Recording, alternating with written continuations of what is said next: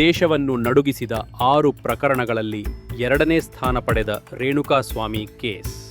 1 ವರ್ಷ ಹಿಂದೆ ದೇಶದ ಕ್ರೈಮ್ ಇತಿಹಾಸದಲ್ಲೇ ಅಚ್ಚಳಿಯದ ಘಟನೆಗಳು ನಡೆಯುತ್ತಿದ್ದವು.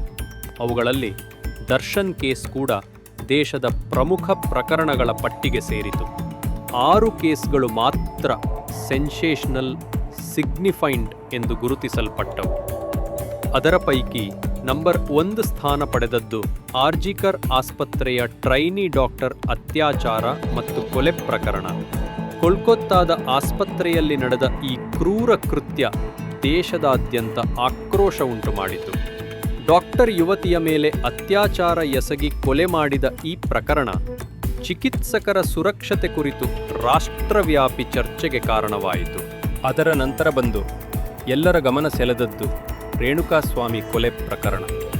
ದೇಶದ ಟಾಪ್ 6 ಪ್ರಮುಖ ಕೇಸ್ಗಳಲ್ಲಿ ಇದು 2ನೇ ಸ್ಥಾನ ಪಡೆದುಕೊಂಡಿದೆ.